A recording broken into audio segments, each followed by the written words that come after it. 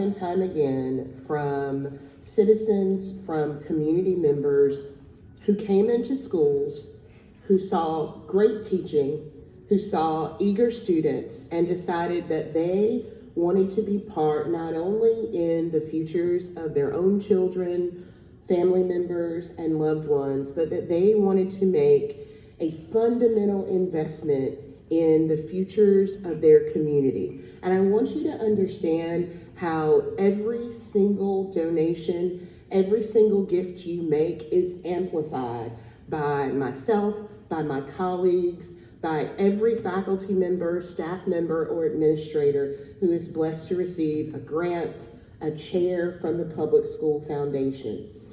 Every dollar you give is amplified by the amazing work of teachers, staff, and administration throughout Chapel Hill Carrboro City Schools. And I will tell you what we are doing in Chapel Hill Carrboro City Schools through the Public School Foundation is singular.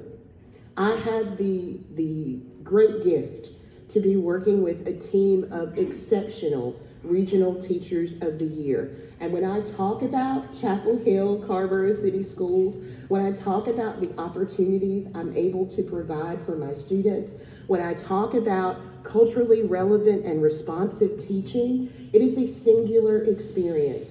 I have incredible colleagues who are fighting fights that we as a community decided were going to be fundamental values decades ago. There are places in our state where the word equity is banned by teachers, by staff, by school leaders. We in Chapel Hill Carrboro City Schools, through the gifts of donors like yourself and the amazing work of the Public School Foundation, have made equity and culturally relevant and responsive teaching at the core of what we do. As Teacher of the Year on Friday, I was overwhelmed and incredibly blessed.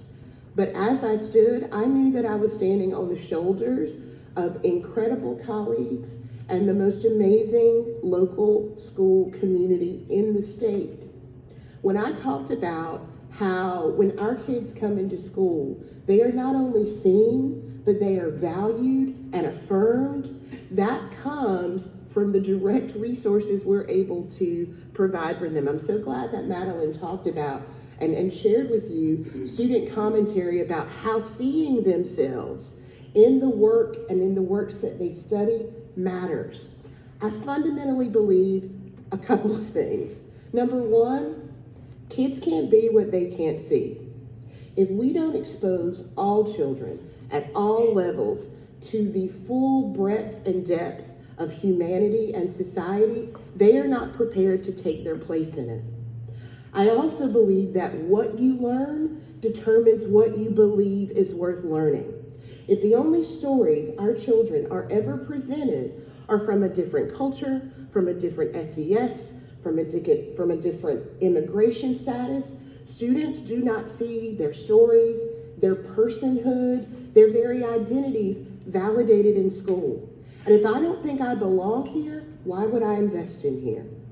And thirdly, I believe that who you learn from determines who you believe you can learn from.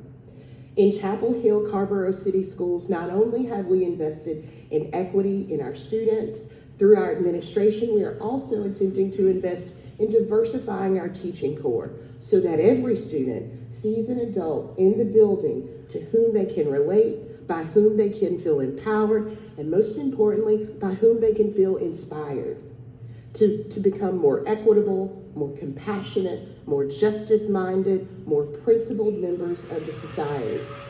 I love English. I love English literature. It is the joy of my life and my singular academic passion.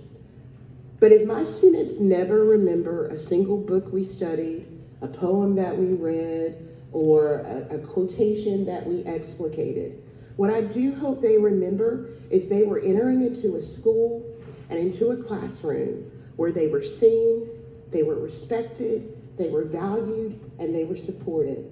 Gifts like yours to the Public School Foundation make that kind of relationship building possible. It allows me to extend my professional development. This past summer, I was fortunate to spend 2 weeks in New York City as part of the Olga Lingle Institute for Holocaust Studies and Human Rights. I worked with teachers across the world. I used part of my Sullivan Chair to support that trip to New York.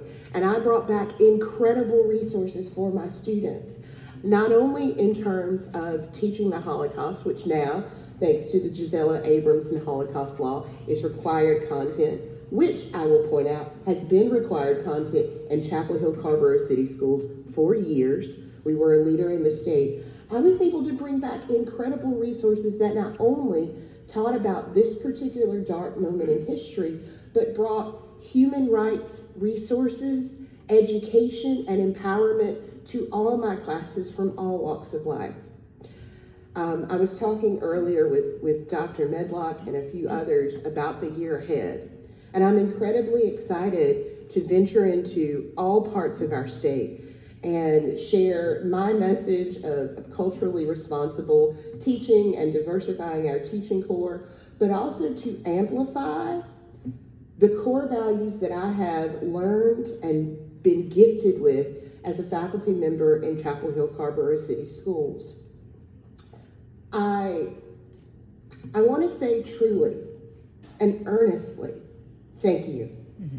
This is not a common reality across our state.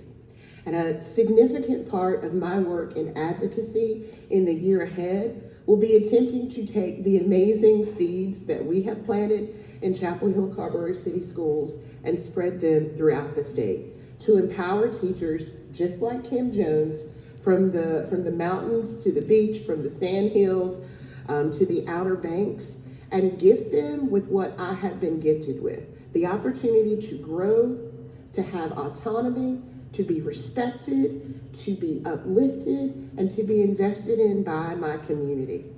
Thank you so much for your gifts. Thank you so much for your time. And most importantly, thank you for your investment, not only in our schools, but in our future.